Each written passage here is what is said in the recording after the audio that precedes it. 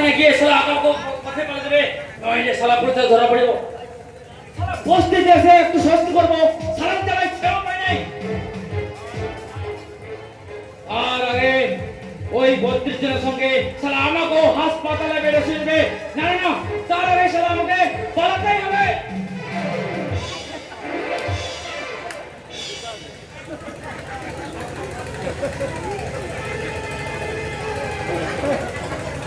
শালা যত ভাবে নীরব থেকে নিজের নামটা সার্থক করবো ততই বলবো এই শালা এই জায়গাটা তোর বাপের এই বডিটা যে তুই আমায় ধাক্কা মারলে দেশি ঘন্টার বললে নিন্দা ভগবা বলো মায়ের ভোগে পাঠিয়ে দেব কে কাকে মায়ের ভোগে পাঠায় এখন এই দেখাচ্ছে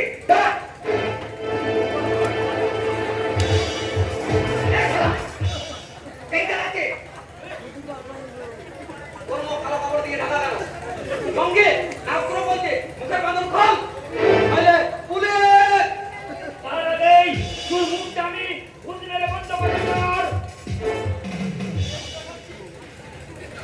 কে জানাচ্ছে এখনই তোর ব্যবস্থা করছি পুলিশ সকাল বেলায় আর সুযোগের হাত বন্ধ করবো না তাই ছাড় দিচ্ছে নইলে শালা দেখে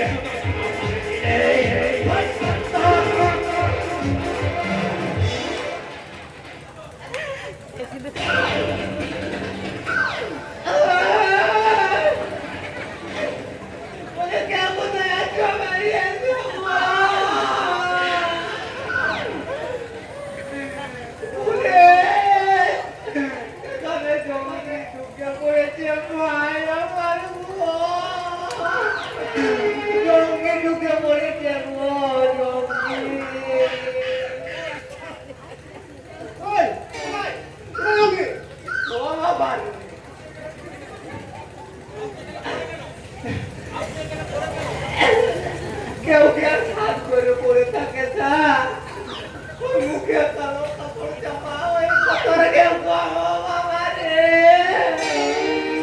বোন রে বোন আমার কবরটা হয়ে যাবে ও মাসে এখন আমি এই কবর দিই খবরটা বেঁকে যায় খবরের কাজে বাকি আছে মা বাবা রে খবরটা এমন ভাবে বেঁকে চলে যা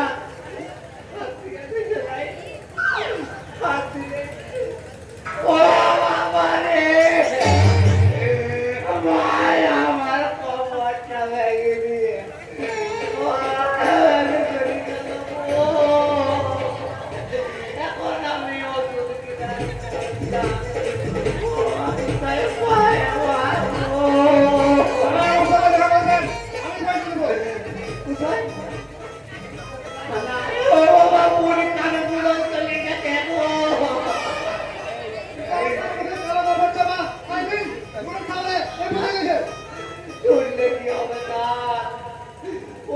ছুটে মনে হয় কাশ্মীরে পৌঁছে গেল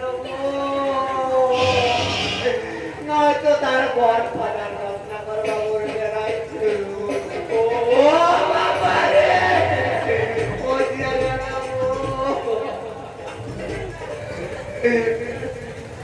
আমাকে ধরার জন্য বলে আপনার ইচ্ছা আছে কি আমি তাকে ধরার জন্য ছুটলে কি অবতার সবই তো সেটিং এর খেলা এই দেশে তোর পুলিশ নেতা মন্ত্রী সবাই তো চক্কর করে সেটিং এই যে বলি রে কিন্তু সব পুলিশ সদন বন্ধ মানে বাবু আর যদি হতো তাহলে আমার মন্ত্রী বাড়িতে দাঁড়িয়ে তাকে অ্যারেস্ট করে হুমকি দিতে পারতাম না ও আমারে সব পায়া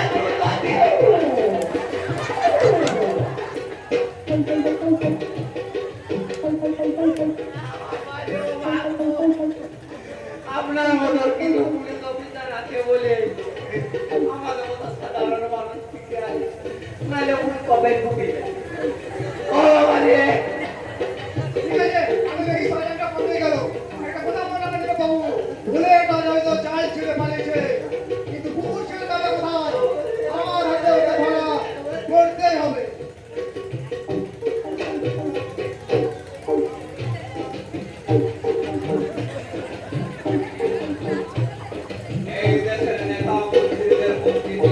কাজ হবে না মশাই।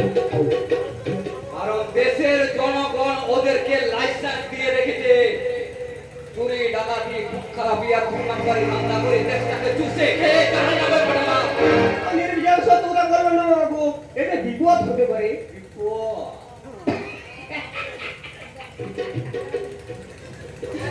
ভুল বিপদ না বাবু, আমার মতো মারার পর খারাপ সামনে কোনো লাভ হয় না বাবাজি। বলে যে মন্ত্রীর ঘরে বাস করি সে আমায় কবে আমাদের মন কেমন আছে বলো? ওর আমার মোটামুটি ভালোই আছে। তবে কর্ণবাবাজির হুমকিতে কিছুটা কাজ হয়েছে। তবে পুষ্পা বিলেত থেকে আসার পর একেবারে শুনশান, কিন্তু পুষ্পা তো তার বৌদিকে খুব ভালোবাসে। তাহলে এইটুকু আশা করতে পারি যে হয়তো বোনটা আমার বেঁচে আছে।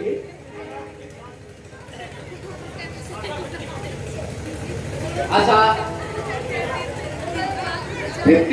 না বাবু, কারণ ফলের অভাব হয় না। আর পুষ্পা তো সবসময় বাড়িতে বসে থাকবে না, তার অজান্তে যদি কোনো একটা ঘটনা ঘটে যায় বাবু, তবে সবটাই নির্ভর করছে ওই ঈশ্বরের উপর। ঈশ্বর। তবে ওই ঈশ্বর যদি ওদের চুলের মুঠি ধরে টানে তাহলে ওরা কর্ণের সন্তান বাড়িকে ছোট করে দেখবে। যাই হোক, আপাতত বৌমা এখন ভালো আছে, এই খবরটা জানি আমি।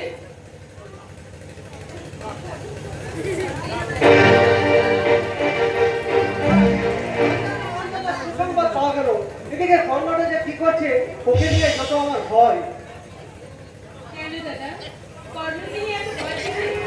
এমন কোনো কাজ করবে না যাতে আপনাদের কোনো ক্ষতি হয়। কে কে তুমি মা? তোমাকে তো ঠিক আরে খবর এই পাগলের মধ্যে কে রে? কে কি দাদা? ওকে তুমি চেনো না? ও তো আমাদের ওই কর্নেরই। হ্যাঁ বলিস কি রে? আমার কর্ণটা কবে থেকে এই কাজ শুরু করলো? কোন ঘরে তারপরে মন্দির থেকে দেবী মূর্তি চুরি করে এনেছে। চুরি করবে কেন দাদা? আমি তো স্বেচ্ছায় ওর সাথে এখানে এসেছি আপনার সাথে দেখা করবো বলে। দেখা তা আবার আমার সঙ্গে ওরে শুনো, আমি বোধহয় পাগল হয়ে যাব। আমার ঘরে দেবী মা এসেছে, আমার আমার সম্পূর্ণ পূর্ণ হয়েছে। আমি মা পেয়েছি রে মা। দাদা তোমার পছন্দ হয়েছে তো? আকাশ থেকে সোনা টুকরো চাঁদকে ধরে এনে তুই আমায় জিজ্ঞাসা করছিস পছন্দ হয়েছে কিনা? ওরে হতভাগা, আমার এই সোনা টুকরো চাঁদকে কোথায় রাখবো বলতে পারি? কেন দাদা? আপনার ভাইকে যেখানে রেখেছেন আপনার এই বুকের পাশে একটুখানি জায়গা করে দেবেন, সেখানেই আমরা থাকবো। এ তুই কোন মায়ের বাঁধরে তুই আমায় বাঁধবি রে মা? এ, আমি যে মাতৃ হারা সন্তান, তাই তো সারা জীবনে এক করতে মা তৃষ্ণায় তুই একদিনে নিয়ে দিলি রে মা। কেন দেবে না দাদা? ও কোনো মানবী নয়, কারণ মন্দির থেকে চুরি করে আনা দেবী মা। আমার দেবী মাকে রাখার জন্য আমি মন্দির থেকে কি দিয়ে তৈরি করবো বলতে পারিস কর্ণ? তোমার এই দুঃখ আর ভালোবাসা দিয়ে তোমার ভালোবাসার খল্প ধরে অবকাম করে আমরা আমাদের এই কর্ণকুটিরকে মন্দির করে গড়ে তুলবো দাদা। আর সেই মন্দিরের মাঝখানে আমি দেবী নই, এই সংসারের গৃহিণী হয়ে সবাইকে এক জায়গা করে আমরা সবাই মিলে বলবো, বাসবো ভালো, রাখবো মনে। কি হলো? তোমরা চুপ করে আছো কেন? তোমরাও না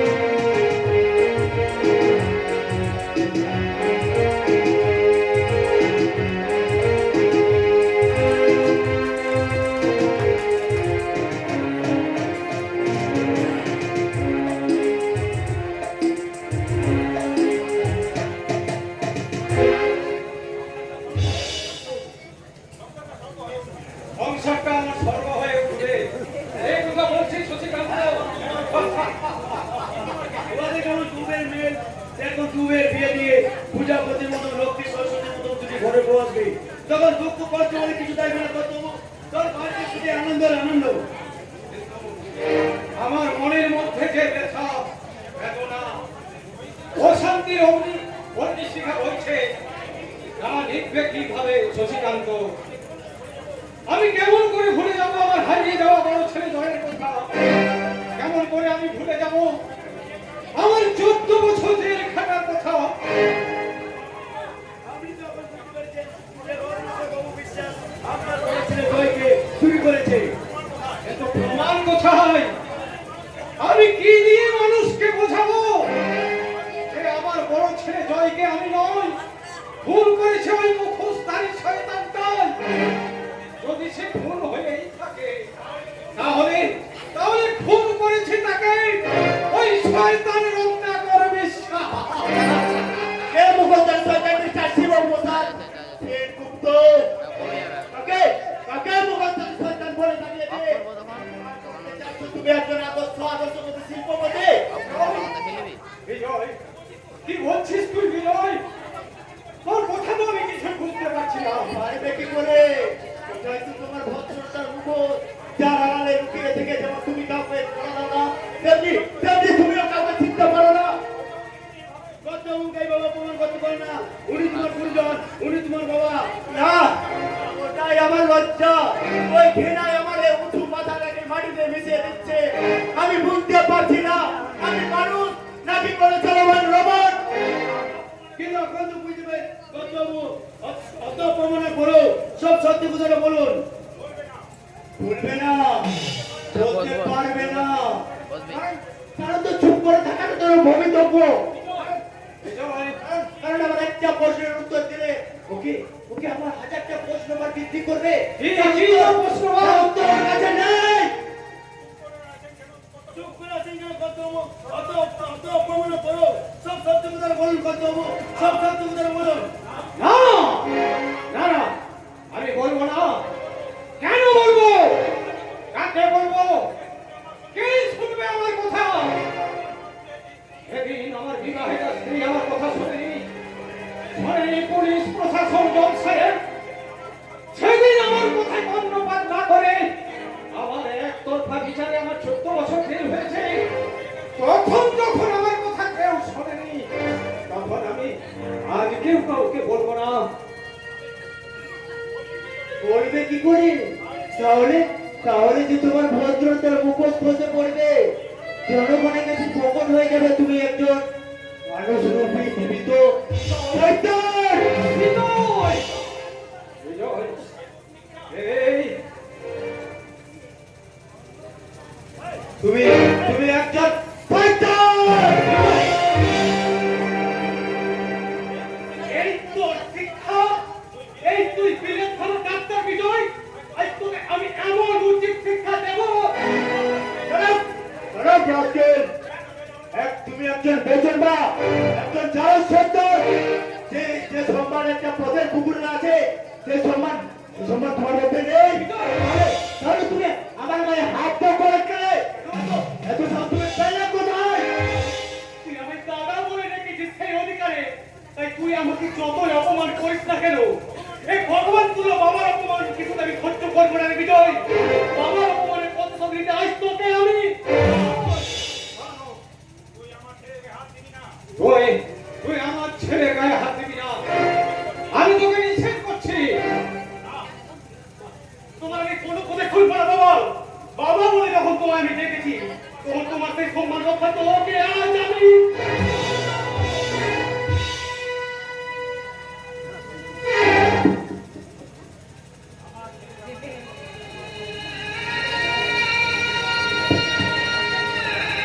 আমার ছেলে আমাকে যত খুশি অপমান করো, তাতে তোর কি? তুই ওর গায়ে হাত তোলার তোকে কে অধিকার দিয়েছে? হ্যাঁ, হ্যাঁ, হ্যাঁ, আমি বাবা বলে ডাকার অধিকার দিয়েছি বলেই তুই আমার ছেলের গায়ে হাত দিতে পারিস না বাবা। ওর সঙ্গে আমার কোনো রক্তের সম্পর্ক নেই। তাই বাবা ছেলের সম্পর্ক যে কি জিনিস সে জ্ঞান তোর নেই। কত বই তো বললো না, কত বেশ সাহায্য পেলে কিডনি মা ধীরে ধীরে সেরে উঠেছে। তাতে কি হয়েছে?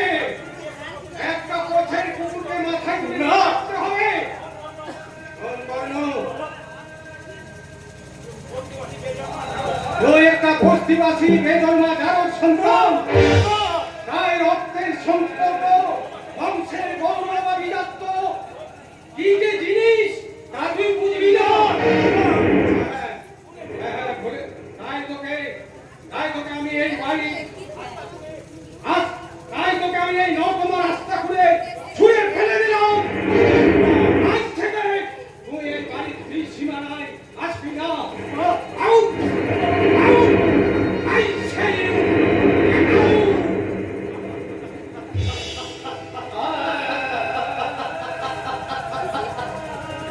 সত্য সেলুকাস, কি বিচিত্র এই দেশ।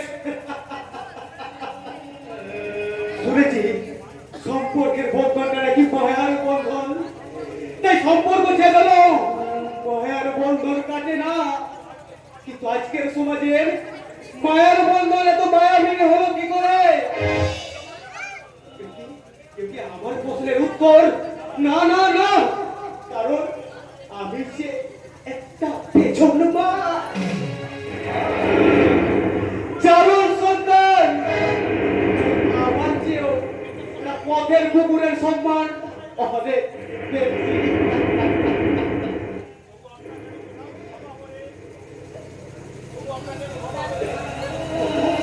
তো আপনি বলে দেখেছি, আপনার স্ত্রীকে আমি মা বলে দেখেছি, আপনার ছেলেকে আমি ভাই বলে দেখে বাড়িটাকে পূর্ণ সর্বভূমি বলে জেনেছি।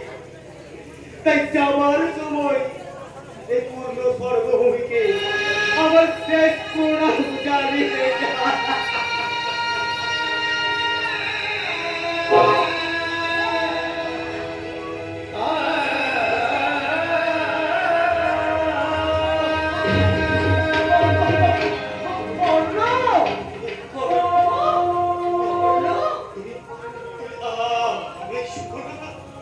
তুমি আমায় চলে যে তোমার মতো দেবী প্রতিমা নোংরা অপবিত্র হয়ে যাবে। তখন আমি তোমায় পুজো করলেও এই সময় সংসার তোমার দেবী চোখে করবে না। তাই যাবার সময় আমি দূর থেকে এই প্রণাম জানিয়ে যাই।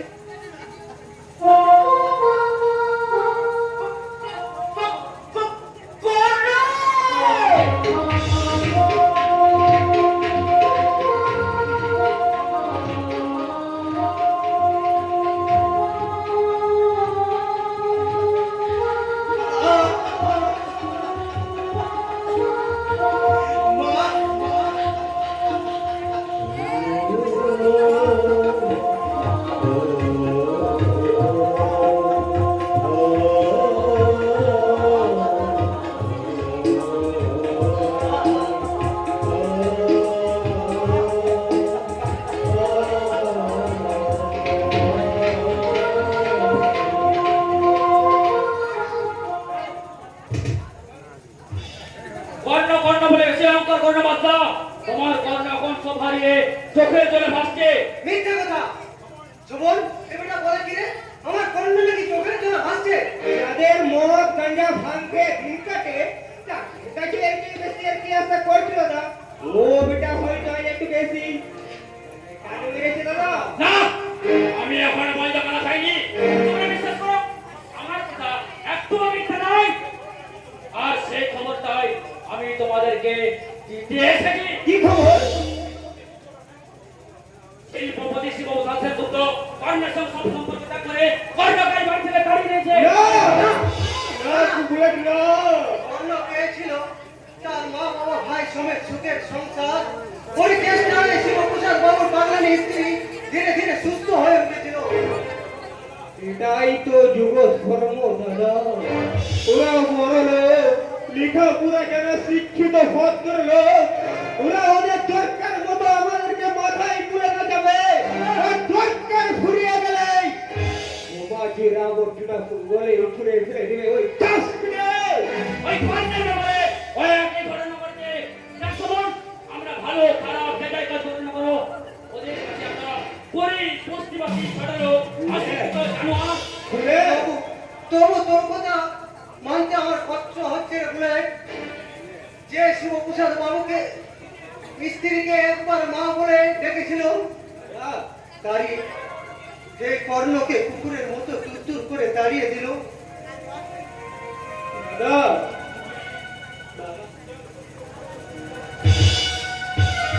ওই নির্বিঘ্ন সত্য কথাগুলো শুনতে খারাপ লাগলো, মানতে কষ্ট হলো, বুকের মাঝখানটা চিকচিক করে দিল। তোমার এই কর্ণের জীবনের কথাগুলো আকাশের চন্দ্র সূর্যের মতোই সত্য দাদা। কালিস ভাই, কালিস যত দুঃখ কষ্ট হাসি কান্না নিয়ে তো আমাদের জীবন দাদা। না, তোমার সঙ্গে আমি আর পথ নয় বন্ধুদা। বিনা পয়সায় চাকর করে রেখে আর কাজ মিটে গেলে তাকে অচল পয়সা করে দেবে। এর দোকান নাও, ঘুরে যাবে, তুই প্রতিশোধ না করলো।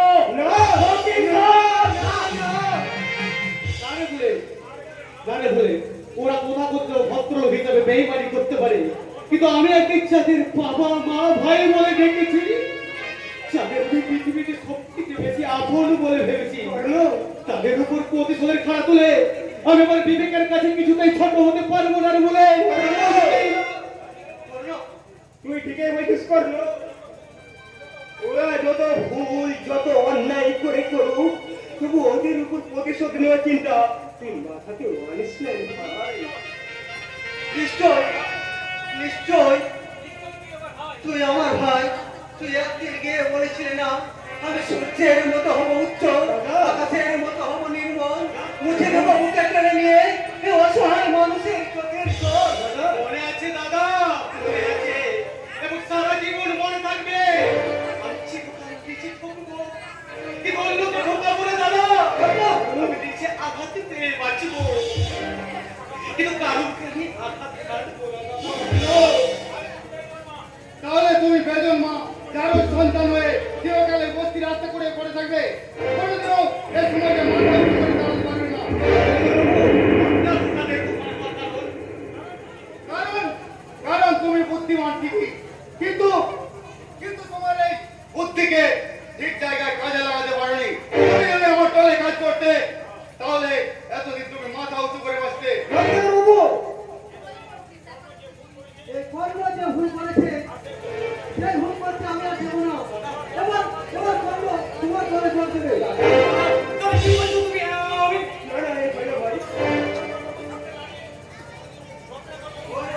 বাবুর সামনে মাথা উঁচু করে দাঁড়িয়ে জিজ্ঞাসা কর, কে তোর বাবা, কে তোর মা, কি তোর সামাজিক পরিচয়? আমি কি করে জানবো বাচ্চা? ওই উত্তর লুকিয়েছে রত্নাকর বাবুর কাছে। যদি করিস জেনে নে তোর জন্মের ইতিহাস। ওই পৃথিবীতে একমাত্র এই রত্নাকর বাবু জানে কে তোর বাবা, কে তোর গর্ভধারী মা।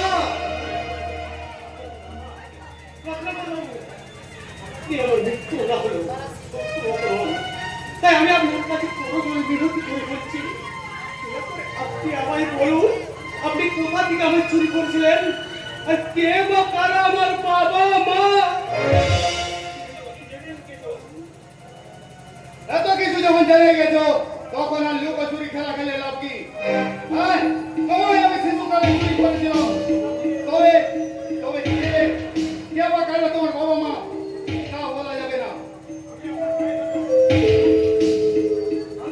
আমি আপনার পায়ে ধরে অনুরোধ করছি রত্নাকর বাবু, ছেলেটা বাবা মার আদর্শনে মৃত্যু প্রায় হয়ে বেঁচে আছে। আপনি বলুন কে ওর বাবা, কে ওর মা? আমি কেন ওর বাচ্চা মরার ঠিকানা বলতে নেই? রত্নাকর বিশ্বাস!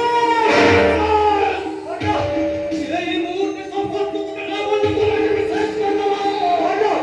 করে দাও, আমাকে শেষ করে দাও, তবে একটা কথা বলবো বলো, আমি যদি মারা যাই, তাহলে কোনোদিনও তুমি এই সমাজে মাথা উঁচু করে দাঁড়াতে পারবে না।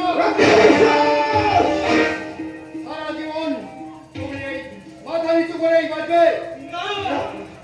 তাই যদি নিজের পরিচয় জানতে চাও, তাহলে পরিবেশের পরিচয় করে দাও। মেরে তো জানলে ইতিহাস আর চাপাই থেকে যাবে।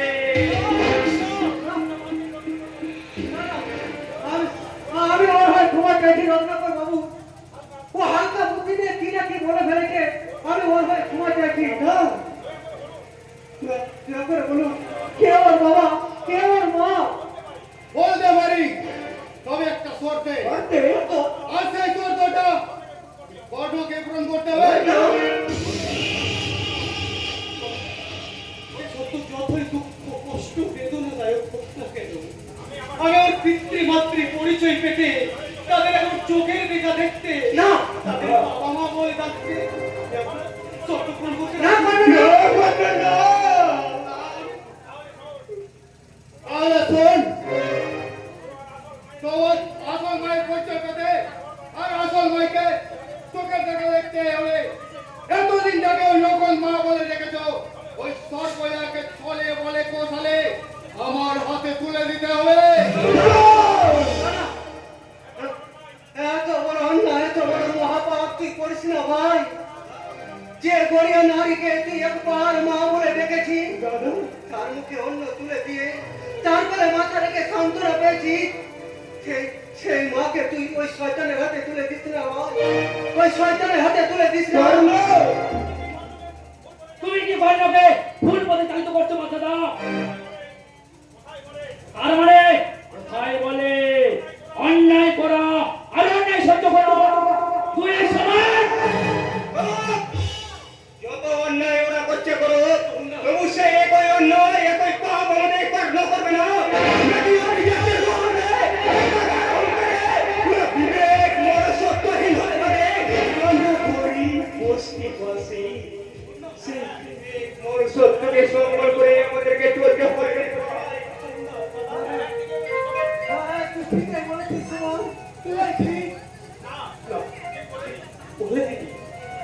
তাই তোমাদের সব আদেশ উপদেশ অনুরোধকে উপেক্ষা করে এ অন্যায় এ পাপ করে আমি নরকেই যাবো না। একবার আমি আমার মাকে দেখবো, আমার গর্ভধারিণীকে মা বলে ডেকে আমার চোখের জলে তার চরণ জল ধুয়ে নেব। না করবে না। আব্বাস, এই না হলো মাতৃভক্ত সন্তান। যে সময়ে সন্তান তার মাকে সহ্য করতে পারে না, স্ত্রী পুরাই বশীভূত হয়ে মাকে বৃদ্ধাশ্রমে পাঠিয়ে দেয়। আর সে সময়ে জীবন ধারণ করতে ভিক্ষে করে মা পদে পদে ঘুরে বেড়ায়। আর সেই সময় তোমার মতো মাতৃভক্ত সন্তান শুধু সম্মানে আসন নয়, ওই মাতৃভক্ত বিদ্যাসাগর পাশে ঠাই পাবে।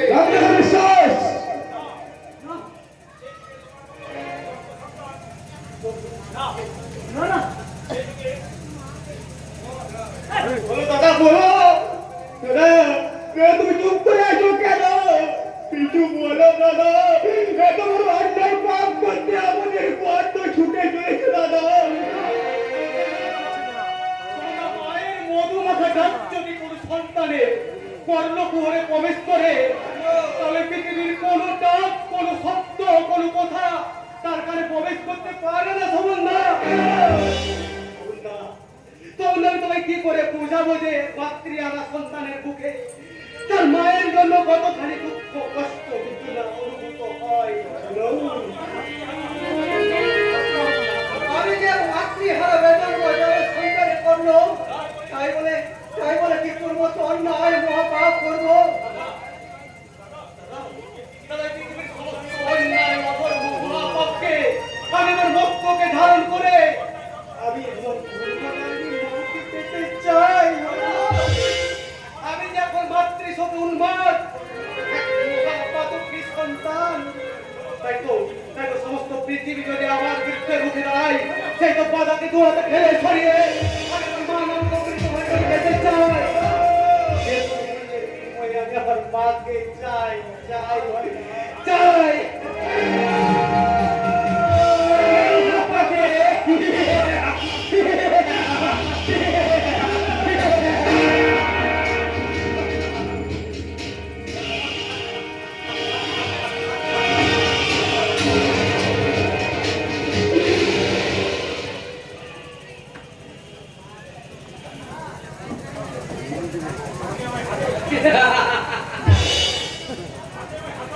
আপনি আমায় হাসালেন জামাই বাবু।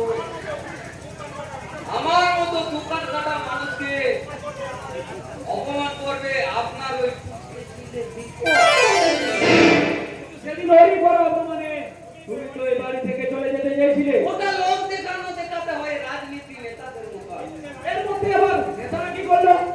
কেন ওরা মঞ্চে দাঁড়িয়ে বলে না আমার বিরুদ্ধে 1 টাকার প্রমাণ হলে আমি জলকে চিবিয়ে খাবো, মশাকে জাঙ্গিয়া পরাবো, আর হাতিকে কোলে বসিয়ে আদর করবো। কিন্তু তার কি কখনো করে? কি আজে বাজে বলছো? যে কথার কোনো মাথা মুন্ডু নেই। তাহলে কি কিছু ভুল বললাম জামাই বাবু? কিন্তু জামাই বাবু, নেতারা তো বলে রাজনীতি ছেড়ে দেবো, দরকার হয় ফাঁসিতে ঝুলবো। কিন্তু বলুন তো আজ পর্যন্ত কতজন রাজনীতি ছেড়েছে? নেতারা যেমন নিজের রাজনীতি ছাড়েনি, নিজের মন্ত্রিত্ব ছাড়েনি, আমিও সে সময় বাড়ি ছাড়ি। উভয়ে দু কান কাটা মানুষ হয়ে যা হয় আর কি। তার মানে তুমি আমায় ঢোকার বেলা সাজিয়ে দিলে। জামাই বাবু, আপনি কত ভালো মন্ত্রী। আপনার বাড়িতে বধূ নির্যাতন হয়, তারপর আপনি আবার লাখ টাকার নিচে ঘুষ নেন না, তারপর কালোবাজারি 2 নম্বরের কাজে সিদ্ধহস্ত। তাই বলে তো আপনাকে আমরা খারাপ বলতে পারি না। আপনি বোকা হলো ময়দা ভালো, আর চোর হলো জাহাজ ভালো। তুমি আমায় যেভাবে ইন্টারভিউ অপমান করছো, এই কথা যদি দীপক জানতে পারলে তোমাকে বাড়ি থেকে এমন ভাবে তাড়াবে না। পারবে না জামাই বাবু, পারবে না। কারণ ভাগ্নে বাবু তো সবসময় কপিটাতেই ব্যস্ত।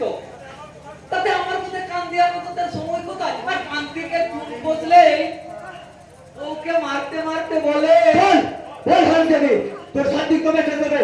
কবে তুই এবার চেঞ্জ হয়ে যাবে? কোথায় যাবো? আমার যে বাড়ি ছেড়ে যাওয়ার কোনো জায়গা নেই। জাহান নামে যাবি। তোর মতো মেয়ে সেটা উপযুক্ত স্থান। আপনি যে কথাটা বলেছিলেন সরি বলে, কারণ জাহান্নাম জায়গাটা কিন্তু মোটামুটি ভালোই। তা আমি বলছিলাম ভাগ্নে বাবু, মেয়ে আমার একাই যাবে কি করে? তুই না হয় সঙ্গে গিয়ে দিয়ে আয়। মামা বাবু, তোমার বাচ্চাটা কিন্তু দিন দিন বেড়েই চলেছে। বলি সবকিছুই তো বেড়ে চলেছে ভাগ্নে।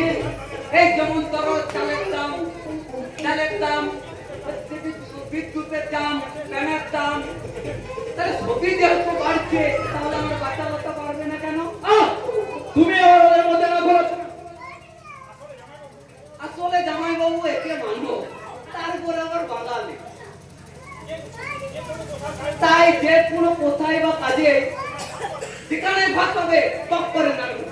যদি দুর্পনাখার মতো নাকটাই কেটে দিয়ে তাহলে নাক করে পারবে তো?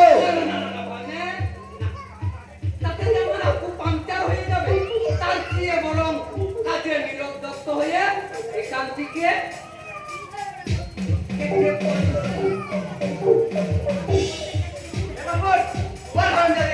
আরে ভাই কি রক্ত করে সই করবি কিনা? তবে মেরে প্রধান গাড়ি পড়তে হবে। তুমি আমাকে মারো, কাটো, যা খুশি করো, কিন্তু তুমি এখান থেকে কোথাও যাবো না, এখানেই পড়ে থাকবো। আয় তোর মৃত্যুটাকে আমি সুনিশ্চিত করি। তোকে মেরে চুল্লিতে দাহ করে আজ রাত্রে আমি সোনাটাকে বিয়ে করবো। যদি পারিস আগের কাজটা আগে করে রাখ, তবে তো জানবো তুই একজন আমার মতো মন্ত্রীর ছেলে, আগামী দিনে এদেশের মন্ত্রী। তবে তাই হোক বাবা, তোমার আশীর্বাদ পাঠাই দিয়ে আমি আগামী দিনে মন্ত্রী হবার পথে পা বাড়ালাম। ওই দাঁড়িয়ে, ওই দাঁড়িয়ে।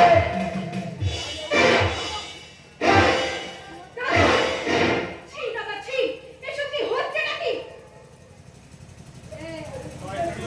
শরীরের সাহিত্য হচ্ছে রোগের ঠিক সময় ঠিক ওষুধ না পড়লে রোগ বেড়ে গিয়েছে, শরীর পচন ধরিয়ে দেবে। এই সংসারে পছন্দ হতে আর কি বাকি আছে দাদা? যে বাড়ি গৃহবধূর উপর হাতে পায়ে লাঠি মারা হয়, সেই বাড়ি ধ্বংস হতে বেশি দিন সময় লাগে না দাদা। বেশি জ্ঞান দেওয়ার চেষ্টা করিস না। মনে করিস না যে তুই ব্রেক ফেলে ডাক্তার হয়েছিস বলে তোর এক জোড়া কানা গজিয়েছে। আকাশের কথা উড়ে বেরোবি। বাবা, তুমি তো এদেশের একটা সম্মানীয় মন্ত্রী, তাহলে তুমি তোমার বাড়ি এই বধূর অত্যাচার তুমি কিভাবে সহ্য করছো বাবা? বল, তুই তো জানিস তোর দাদা ছোট থেকে একটু বেপরোয়া। বাবা, এরা পড়ে, এরা সরল সাদাসিধে মানুষ বলে এদের উপর এই নারকীয় অত্যাচার দেখে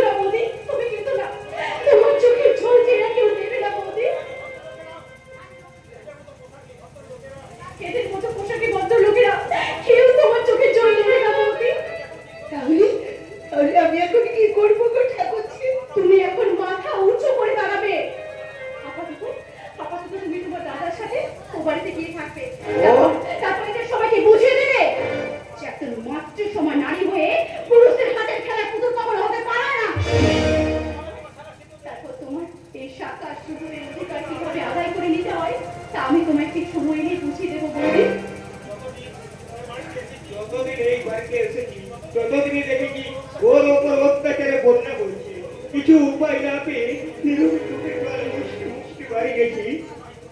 আর এই সময় আশ্বাস পেয়ে আমি আমার জীবন্ত বোনকে ফিরে নিয়ে যেতে চাই বোন।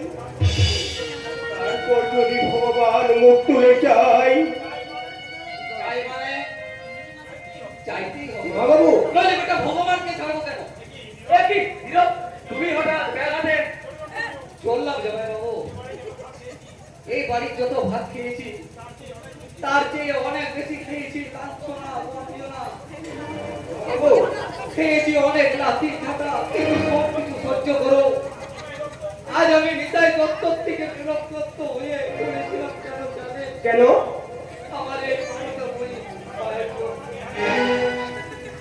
মামা ছোটবেলায় বাবা মাকে হারিয়ে এই বাড়ির গোলগ্রহ হয়ে পড়েছিলাম। তারপর একদিন এ বাড়িতে এলো আমার এই মমতাময়ী মা সোনালি। মাতৃহারা সন্তান তার মাকে পেল, আর এই পৃথিবী তার কাছে সবকিছু মিথ্যে হয়ে যায়। মা বাবু, বাবু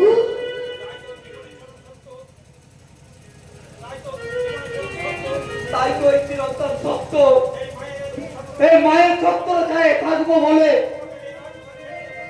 তোমাদের এই রাজপ্রাসাদ ছেড়ে আমি চলে যাচ্ছি রে মামনি, চলে যাচ্ছি। চলে তো যাবে, কিন্তু ওখানে গিয়ে যে না খেতে পেয়ে শুকিয়ে মরবে।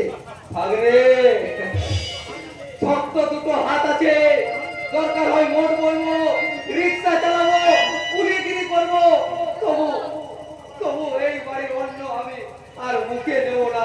আমি খাবো আর আমার এই মাকে খাওয়াবো। এসো এসো মা। দাঁড়ান মামা বাবু, ওনারা আমাকে এবারের মতো বলে স্বীকার করে না নিলেও আমি ওনাদের শ্রদ্ধা করি, ভক্তি করি। তাই তো যাবার সময় আমি আমার বাবাকে প্রণাম জানাতে চাই।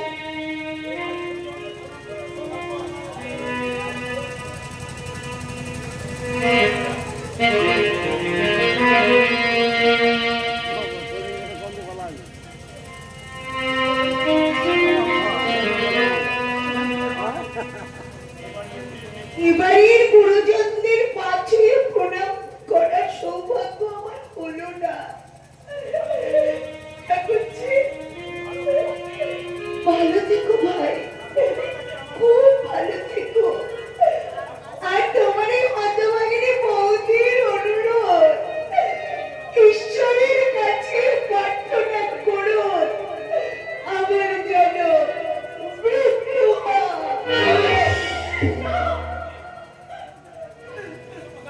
মেসমশাই, দীপক, আমরা চলে যাচ্ছি। তবে যাওয়ার সময় একটা কথা তোমাদেরকে বলে যাচ্ছি, তোমাদের কাছে আমি বা আমার বোন যদি কোনো অপরাধ করে থাকে তাহলে তাহলে ছোট ছোট ভাই বলে ক্ষমা করে দিও। দীপক, ভাই বোন, আসো মা, আমরা চলে যাচ্ছি।